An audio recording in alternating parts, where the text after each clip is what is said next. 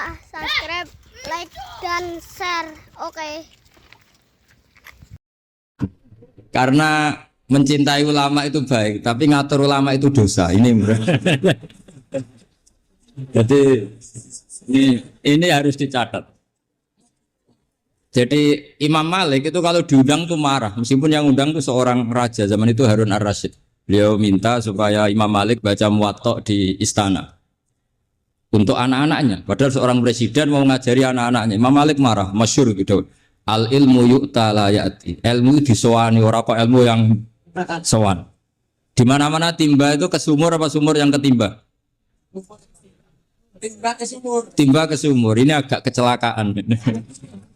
Pakai air pam. Air pam katanya. Itu banyak lain.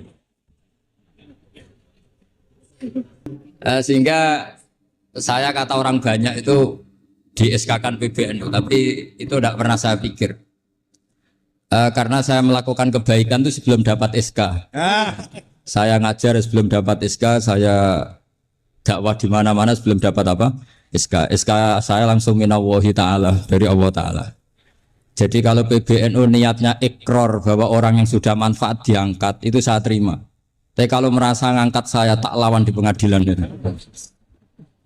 Karena saya sudah jadi kiai sebelum diangkat PBNU. Ya ini saksikan ya para muhibin saya. Jadi kalau SK itu ikrar, ngakui kalau Gus Bak manfaat, saya terima. Kan hanya ikrar saja, Pak. Tapi kalau merasa ngangkat dari bawah ke atas, itu tak lawan sampai apa? Pengadilan, sampai di akhirat. Tersangkanya ya yang sedang jabat sekarang. Tapi saya yakin enggak. Kiai Miftahul Ahyar itu orang alim karena alumni Sidogiri dan menantunya Syekh Duki. Di antara gurunya itu pernah mbah mertua saya karena istri saya orang Sidogiri. Beliau juga besanan sama keluarga Lasem. Saya ini itu pihak Lasem. Pak Said Akil juga orang alim, mbah-mbahnya juga orang alim. Baru kemarin nyocokkan nasab sama saya. Buyut-buyutnya beliau itu adik buyut saya, pernah cocokkan sama saya. Gus, saya sama saya tua mana? Tua saya, buyut kamu adik buyut saya, kata saya gitu. Tapi saya tetap hormat sama beliau karena ya pernah sepuh. Umurnya setidaknya. Jadi saya ulang lagi, ngaji seperti ini itu sebetulnya lebih ke show, pertunjukan. Supaya pertunjukan ini tidak dosa, saya isi ngaji betulan. Tapi jangan diulang. Karena biasa ngaji rutin. Saya di Jogja tafsir Jalalain sudah juz 23. Pernah khatam hikam. Sekarang Nashahul Ibad separuh. Saya ngaji di Sidogiri Itkon, di Sarang Balaghatul Quran, di Hajen Lubul Usul. Tapi sarahnya yang Thariqatul Usul, sarahnya Mbah Sahal Mahfud. Jadi baru di sini ngaji bersaing sama orang yang mondok berapa? 3 bulan. Ini masalah.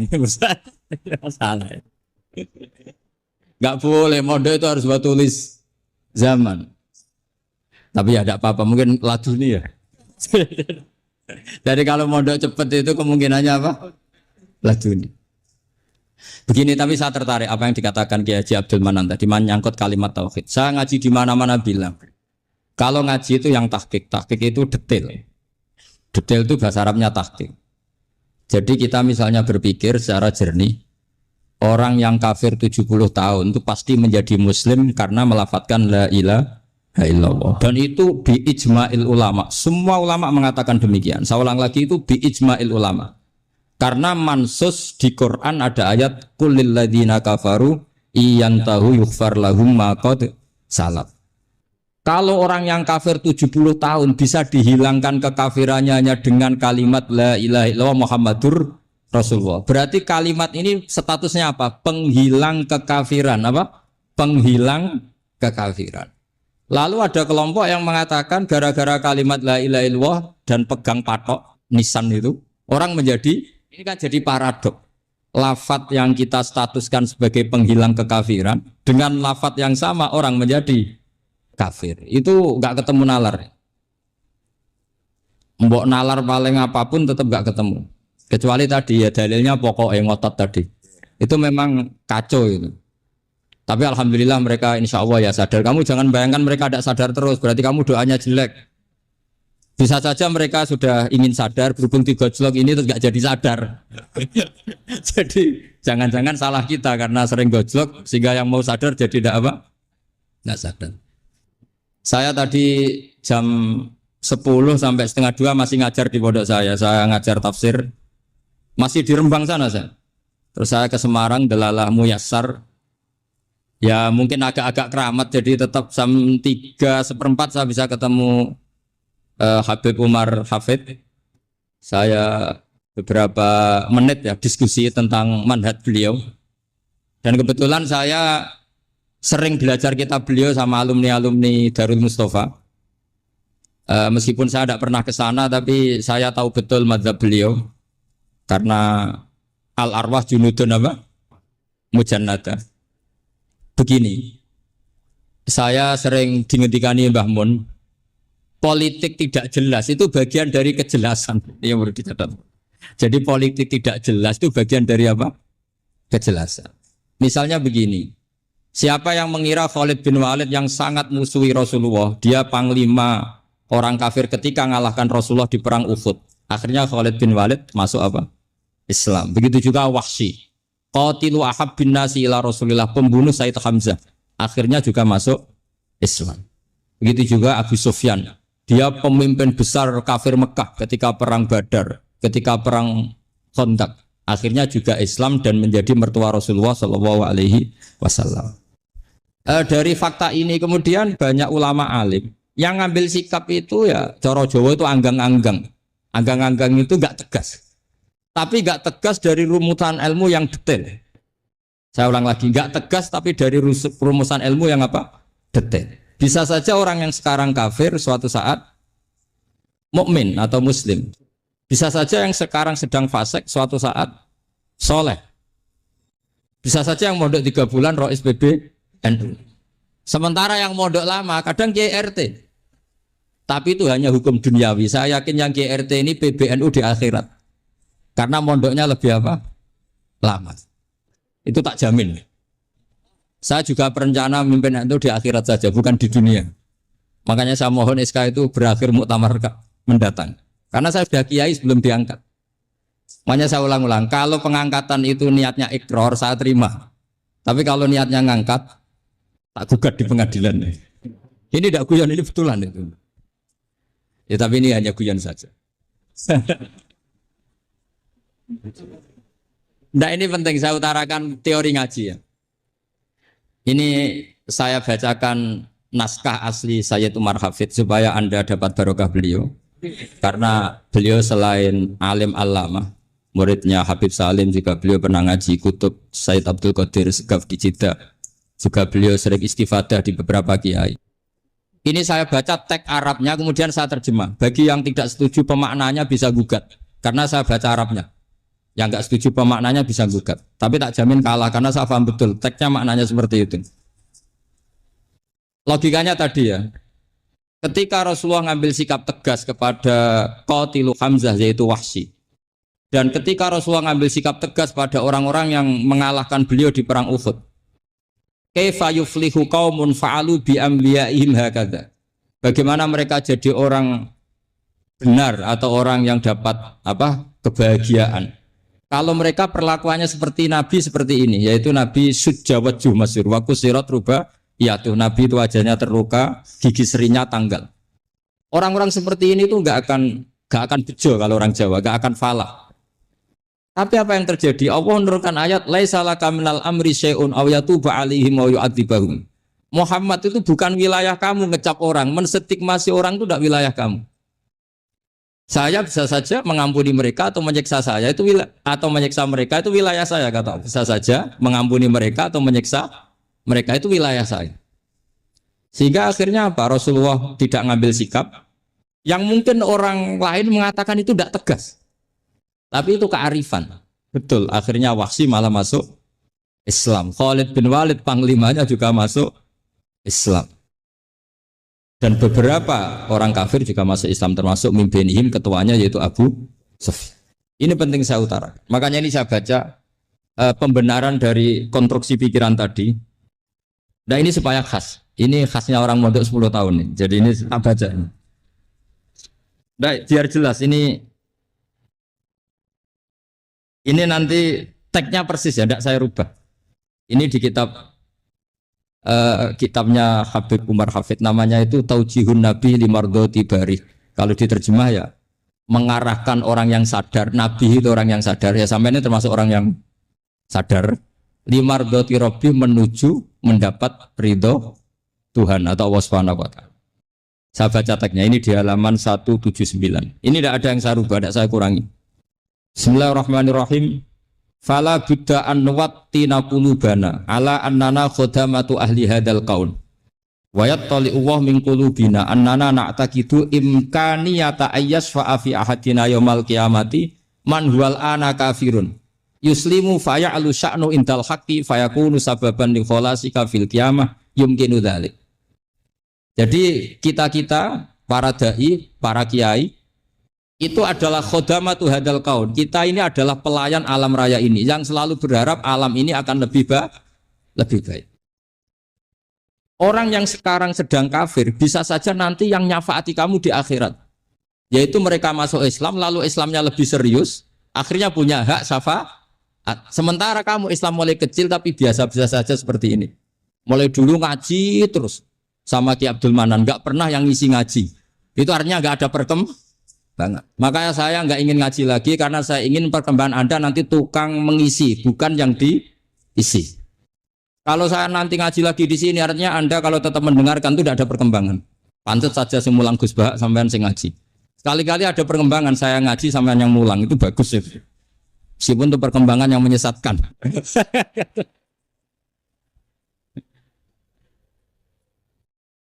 Ini penting saya utarakan. Ini dawuhnya Said Umar ya. Orang yang sekarang sedang kafir bisa saja orang ini nanti nyafaati kamu. Yaitu beliau orang ini Islam, kemudian Islamnya serius, maka punya hak syafaat. Sementara kamu Islamnya biasa-biasa saja. Itu masyhur kayak Sayyidina Umar. Sayyidina Umar Islam di hari itu langsung makomnya makom yang a'la. Sehingga mengalahkan yang sudah Islam lebih lama. Karena Islamnya Umar itu menjadi izzatul Islam betul. Makanya jangan benci orang tegas teman-teman, kadang ya ada baiknya.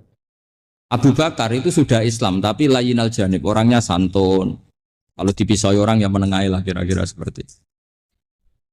Begitu juga Bilal, Ammar, Suhaib. Singkat cerita, Rasulullah itu sering dibully ya, sering disiksa orang-orang kafir. Rasulullah berharap, wah kalau yang Islam gini terus repot. Melihat Umar ini petarung di pasar Uka, dia dapat uang itu kalau tarung, menangan.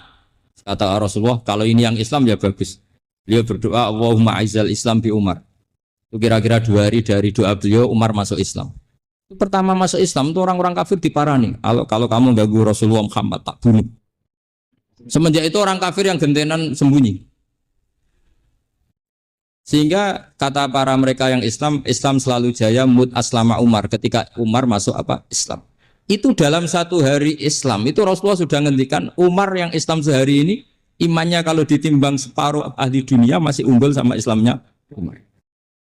Nah bisa saja seperti itu.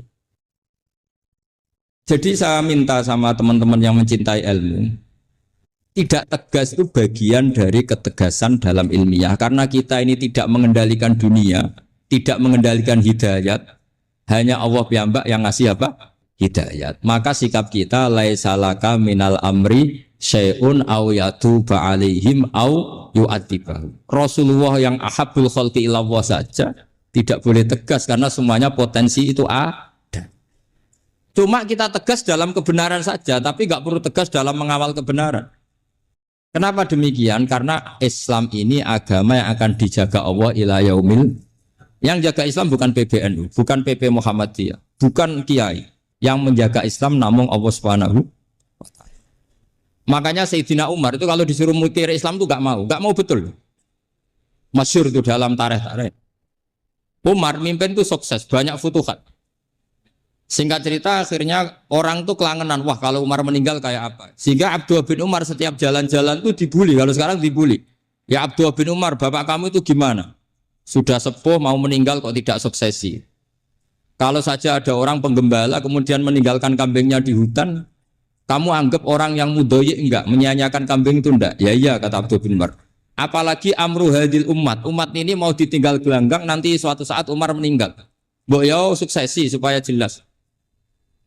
Logika itu diaturkan ke Umar radhiyallahu anhu, ke Sayyidina Umar. Pertama Umar agak tertarik dengan logika itu. Lama-lama beliau marah. Tidak jadi. Saya tetap tidak akan istikhlaf, tidak akan suksesi. Dan saya tidak akan mikir Islam katanya. Islam akan diurus oleh Allah Subhanahu. Terus beliau ngendikan, Islam ini jalan ketika ditinggal Abu Bakar. Bahkan ketika ditinggal ahabbul khalqi illallah akramul khalqi indallah, yaitu Rasulullah Muhammad sallallahu alaihi wasallam. Coba Islam dulu dipimpin Abdul Qadir ketua wali, dipimpin Wali Songo, dipimpin orang top-top. Sekarang dipimpin mondok 3 bulan jalan. Karena Islam yang ngatur Allah Subhanahu wa ta'ala. Jadi ini penting. Loh coba Ustadz tuh banyak yang nggak bisa ngaji loh. Tapi ya laku ya nggak masalah. Loh saya kemarin di Korea seminggu. Itu TKI jadi khotib, ada yang jadi mufti, ada yang jadi suriah. Itu ada yang di sana jadi suriah, pulang ke kampung angon kambing lagi. Loh itu teman saya kenal. Iya suriah Korea. Artinya gini, bahkan masjid semua yang di Korea itu didirikan oleh TKI dan TKW. Mereka digerakkan Allah untuk mikir karena agama ini milik Allah. TKI saja mikir. Makanya ini penting, yo dakwah tapi tauhidnya sing kenceng, jangan dakwah kenceng tauhidnya kendor. Itu bahaya betul. Saya ulang lagi ya, ini dawuh Habib Umar. Jadi kata beliau, fala bid'an wattina qulubana. Kita harus yakin seyakin-yakinnya bahwa semua kemungkinan itu mungkin. Makanya masyhur dalam tarikh ketika kafir Quraisy mau disiksa oleh para malaikat karena mereka sering menyakiti Nabi, kata Nabi gimana? Jangan.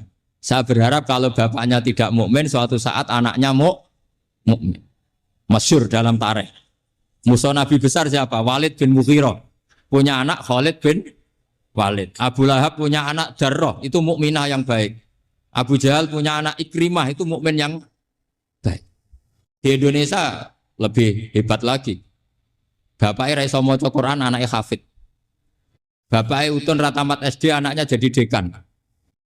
Di Indonesia banyak orang nggak siapa-siapa, anaknya jadi presiden, anaknya jadi menteri. Artinya jangan karena bapaknya kafir kamu nganggap anak turunnya pasti selalu kafir. Teori itu sudah salah zaman Rasulullah. Yaitu Walid akhirnya punya anak Khalid, Abu Lahab punya anak Jarrah. Terus siapa? Abu Jahal punya anak siapa? Ini penting saya utarakan karena dakwah kalau terlalu semangat, nanti kalau menghilangkan tauhid bahaya. Tetap innal huda. Uni Soviet kayak apa? Mengkooptasi negara-negara sekelilingnya sampai jadi Zuni. Tapi apa yang terjadi? Uni Soviet yang runtuh, persemakmurannya semua rata-rata jadi negara apa? Islam, kayak Uzbek, kayak Ceknya, kayak apa-apa. Karena agama ini diurus Allah. Sehingga kalau tapi kamu ngitmai agama nggak apa-apa. Makanya istilahnya Habib Umar, khodamah itu pelayan, nggak apa-apa. Kita ngitmai agama itu nggak apa-apa. Dengan ngitmai terus mikir nggak apa-apa. Tapi jangan mikir yang merasa kalau kita mati, wah nanti agama ini kukut karena saya mati. Kamu itu siapa? Agama Islam ini tidak pernah dipasrahkan kamu. Diurus oleh Allah Subhanahu wa ta'ala sendiri. Sehingga ketika Wali Songo meninggal, agama ini tambah kuat sampai sekarang. Kecil saya itu kalau pengajian susahnya bukan main, harus izin sana sini. Sekarang setiap pengajian polseknya datang, polresnya datang. Nggak ada intel, nggak ada apa. Padahal kiai dulu sama kiai sekarang itu kira-kira alim mana? Raden Kiai dulu. Basim Asari itu ngarang kitab sampai dibaca di Yaman. Saya sering baca juga kitab beliau, Risalatu Ahli Sunnah wal Jamaah. Kiai sekarang mau terjemah aja kadang salah memahami. Tapi ya Islam tetap jalan karena Islam ini dikawal, dijaga oleh Allah Subhanahu. Itu penting. Beliau cerita begini. Sayyid Abdullah itu namanya Abdullah bin Abdul Muthalib. Kita tahu kenangannya Rasulullah terbanyak itu bukan dengan Sayyid Abdullah tapi dengan Sayyid Abdul Muthalib, dengan mbahnya. Karena Nabi itu mulai kecil dirawat oleh siapa? Mbahnya. Yaitu yang disebut Nabi ketika 2 bulan kan abahnya sudah meninggal. Ya saya baca ya, pakai bahasa Arab biar jadi bid'ah. Nanti kalau bahasa Indonesia ada bid'ah. Tidak betul loh. Tiba atau berjanji sebenarnya itu kitab sejarah, berhubung dibaca bahasa Arab terus kayak mantra. Terus yang belakang mau nyenggai soleh aleh, sehingga kubu sebelah bilang tuh khurafat dan bid'ah. Coba diterjemah ini, coba nanti saya baca bahasa Arab. Walamma tamma min hamli syahroni ala masyuril aqwalil marwiyatu fiya bil madinati abuhu abdullah wa kana qad istaza bi aqwalihi bani adi min at-taifatin najariyah wa makatha syahron saqiman yu'anu nasukmahu wasakwa. Terus di pojok sana bilang soleh aleh. Pasti kubu sebelah yang liwat, wah itu khurafat bid'ah karena dianggap mantra. Padahal artinya coba sampean baca bahasa Indonesia. Ketika hamil Rasulullah umur 2 bulan, abahnya meninggal di kota Abwa. Kota Abwa adalah kota keluarga besar ibunya Sayyid Abdullah. Kebetulan pas ke sana beliau sakit sampai 1 bulan dirawat. Bid'ahnya di mana kalau diterjemah? Wong itu kitab tarikh. Makanya saya nggak tahu yang membidah-bidahkan tiba itu karena tadi. Tapi sampean juga ikut salah karena nyenggai sholawatan tok itu. Jadi makanya saya bilang tadi kalau bahasa Arab bid'ah, kalau sudah terjemah bid'ah karena kelihatan kalau itu hanya kitab tarikh. Loh, coba bid'ahnya di mana? Wa ba'du fa'aqulu wa Muhammad bin Abdullah bin Abdul Muthalib bin Hashim. Itu kalau diterjemahkan, kamu harus tahu siapa nama Muhammad. Muhammad punya abah siapa? Rasulullah Muhammad Abdullah. Punya abah siapa? Abdul Mut. Punya abah siapa? Hashim. Coba baca gitu di kubu sebelah. Oh iya. Berhubung kok baca bahasa Arab. Wa ba'du fa'aqulu wa Muhammad bin Abdullah bin Abdul Muthalib bin Hashim. Jadi itu hanya salah baca saja itu. Maksudnya salah yang hukumi, bukan salah yang baca, salah yang apa? Hukumi. Sayyid Abdullah ini orang yang tauhidnya sangat kuat. Sayyid Abdul Muthalib lebih kuat lagi. Saya cerita sedikit betapa pentingnya tauhid. Ketika pasukan Abraha bawa pasukan gajah mau menyerang apa? Ka'bah. Itu sebelum menyerang itu semua aset-aset milik orang kafir Quraisy, milik orang Quraisy lah. Itu ditawan, diambil. Termasuk milik Sayyid Abdul Muthalib, milik Abdul Muthalib. Terus ketika mau masuk Ka'bah, mau masuk Mekah, kata Abraham, man sayyidu hadal wadi, siapa yang kamu tuakan, yang kamu pertuan di sini? Oh, Abdul Muthalib. Abdul Muthalib itu dipanggil, itu auranya luar biasa. Abraha yang di tempat perkemahannya itu harus duduk di atas karena dia raja, itu duduk di atas gak berani. Saking wibawanya Abdul Muthalib, ini mbahnya Rasulullah. Akhirnya Abraha bilang gini, saya duduk di bawah tidak mungkin karena saya raja. Kamu duduk jejer saya tidak mungkin karena nanti umat saya kecewa karena raja kok disaingin gitu. Ya sudah, santai berdiri-diri kita ngomong. Akhirnya Sayyid Abdul Muthalib tadi diomongin gini, saya itu tidak ingin merusak orang-orang Mekah, orang-orang Quraisy. Saya hanya kecewa punya tempat ibadah dikencingi, diberakin sehingga saya mau merubuhkan Ka'bah. Tapi dengan damai, nggak ada perang. Apa jawabnya Abdul Muthalib? Lucu. Gak apa-apa, Ka'bah kamu robohkan silakan, gak apa-apa. Yang penting unta saya yang kamu sita kembalikan. Harta saya yang 100 unta kamu sita kamu kembalikan. Itu Abraha kagetnya bukan main.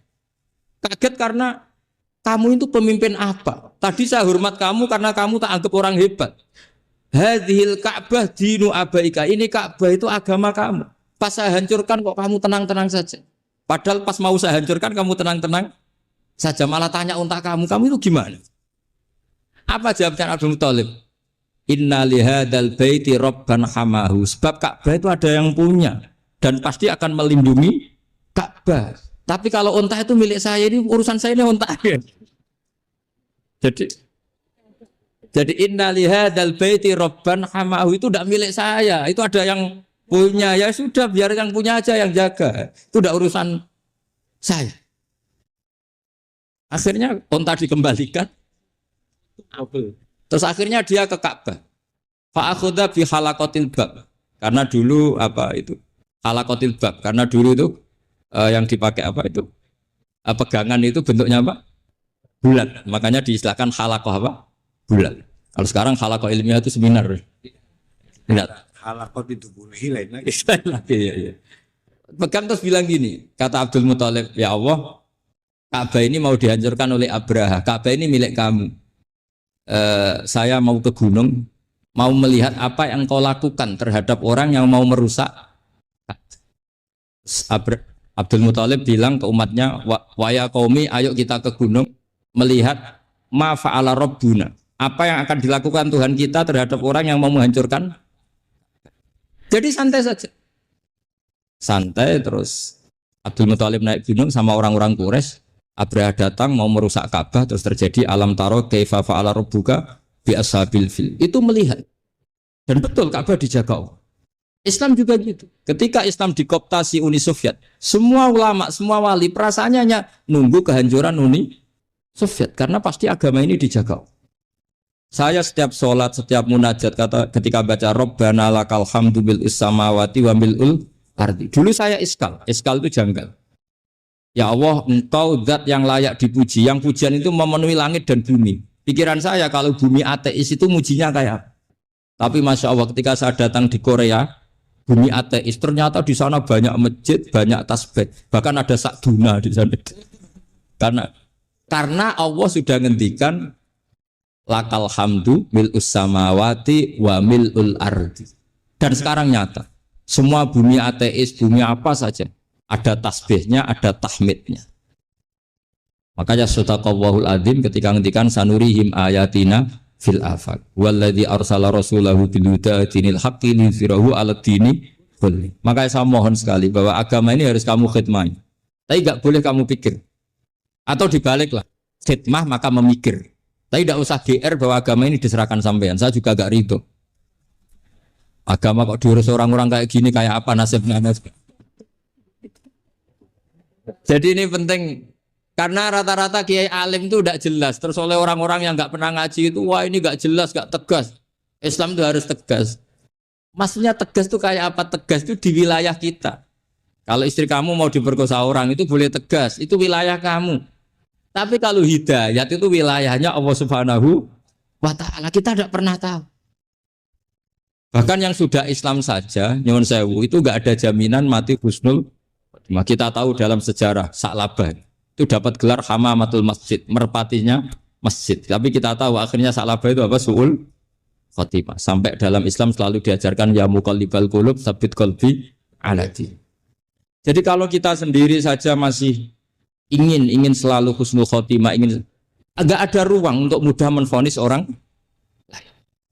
Makanya saya salut sekali ketika Habib Umar menulis kita semua ini mengkhidmati hadal kaun. Dan selalu berharap bisa saja suatu saat orang yang sedang kafir bisa saja suatu saat muslim. Nah soal kalau yang sama yang harbi menyerang kita ya tarung. Kalau artinya kalau yang merangi kita ya kita wajib perang. Kalau enggak ya habis kita. Seperti kita lakukan ketika diserang Belanda. Tapi ketika mereka musta'man, dhimmi, mu'ahad, orang-orang kafir yang mau berdamai dengan kita ya kita damai. Sebagaimana yang dilakukan Rasulullah SAW ketika berdamai dengan kafir Quraisy yang dipimpin Suhail bin Amr. Masyhur itu dalam tarikh. Singkat cerita kan Sayyidina Ali ini pernah konflik sama orang Khawarij. Kata Sayyidina Ali, ya sudah lah, namanya kita musuhan, kita tidak usah ketemu, pakai mediator, kata Sayyidina Ali. Kata orang Khawarij, ini apa-apaan kok butuh mediator? Gak ada Qur'annya, ada hadisnya. Kira-kira kalau Pak Sayyidina Ali orang Jawa, nggak ada apa tidak tahu. Walhasil Sayyidina Ali akhirnya baca ayat wa in khiftum shiqaqa bainihima fab'atsu hakaman min ahli wa hakaman min ahliya. Jika suami istri tengah konflik, maka yang keluarga suami kirim mediator, yang keluarga perempuan juga kirim. Terus kata Sayyidina Ali, wa amru ummati Muhammad a'dhamu min amri rajulin wa imra'atin. Kalau suami istri saja ketika konflik butuh mediator, apalagi ini kelompok besar, pasti lebih butuh mediator. Akhirnya lalu mediatornya siapa? Kata Sayyidina Ali, ya siapa saja yang penting baik. Ditunjuk seseorang, diprotes sama orang Khawarij, ini orang nggak kredibel. Oh, terus Sayyidina Ali marah-marah. Rasulullah itu pernah berdamai dengan orang, bahkan orang itu kafir, yaitu Sulhul Hudaybiyah. Nabi itu berdamai dengan orang yang bernama Suhail bin Amr ketika itu kafir. Makanya ini menunjukkan bahwa musolahah ma'al kufar itu boleh demi kelangsungan bernegara berbangsa. Kamu tidak usah meragukan reputasi NU. Ketika dulu kafirnya kafir harbi zaman Belanda, ya Mbah Hasim fatwa apa? Jihad. Jadi jangan kira tidak tegas. Kita tegas sekali. Justru kita yang punya masa lalu tegas. Tapi kepada siapa dan dalam konteks apa? Paham ya? Terus ini penting sekali untuk dijernihkan. Ini saya baca berikutnya nanti. Tidak supaya tahqiq, saya syukur sekali saya tadi sekaligus minta ijazah sama Habib Umar dan memang saya ngaji ini lama sama teman-teman alumni Yaman. Cuma belum pernah ketemu mu'alifnya. Tadi saya ketemu minta ijazah itu dan beliau senang sekali, bahkan sempat bikin tulisan di kitab saya ini. Sama tidak perlu baca karena kalau bisa ya biasa, kalau tidak bisa malu ya sudah, tidak usah baca. Terus ini kata beliau, ini masih saya teruskan. Nahnu min hadhil intilaqah naktasibu thabatana wa quwwata yaqinina. Wa illa fa fil ardi mu'aridun wa muntaqidun wa mukhalifun min akhyarin wa asrarin, sholihin wa fasikin, muslimin wa kuffar. Kalau kamu punya satu metode ilmiah, metode dakwah, kamu harus siap karena pasti ada yang menentang. Yang menentang itu ya mulai orang soleh, tidak soleh, orang macam-macam. Jadi kalau sudah punya manhaj memang dari awal harus siap apa? Ditentang. Jadi misalnya PBNU punya kebijakan apa, ya sudah siap saja dibully. Itu pasti itu, karena nggak ada manusia semua suka, semua benci. Kata beliau, anta in kunta fi syakkin min hadal maslak wal manhaj fattabi man syi'ta wasaha angka ghaniyah wa in kunta ala yaqinin annahu al-huda wa mirasun nubuwah wa annahu haqiqatu tarjamatil ahdi ma'rab fala tata'athar min kalami ahadin yakunu mangkana. Jadi intinya kita mengawal Islam secara rahmatanil alamin itu justru kita berharap menjadi simpatik dan menjadikan mereka menjadi nopo Islam. Jangan ketika simpatik dianggap gak tek. Saya masih ingat betul dawuh Mbah Mun, hak sekseni, kata beliau. Saya masih ingat kalimatnya sekseni. Akurat tegas itu berdasar ayat laisa laka minal amri syai'un aw yatuba alaihim aw yu'adzibahum. Karena potensi sosial itu bisa rubah. Orang yang sekarang kawan kamu bisa saja suatu saat jadi musuh. Yang sekarang musuh kamu bisa saja suatu saat jadi kawan. Terus kamu ngambil sikap tegas dalam sesuatu yang enggak stabil seperti ini, lalu tegas itu kan enggak pada tempatnya. Makanya yang seperti ini kata Allah pakai asa. Asa itu menawa-menawa.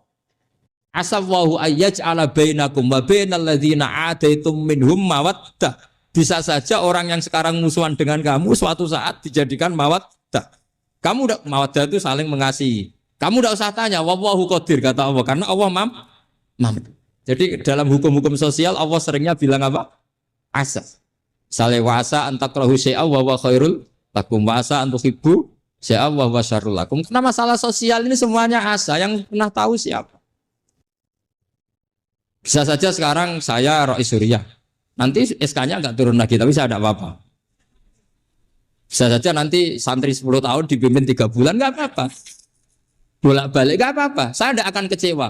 Karena masya Allahu kana wa malam yasa lam yakun. Assalamualaikum warahmatullahi wabarakatuh.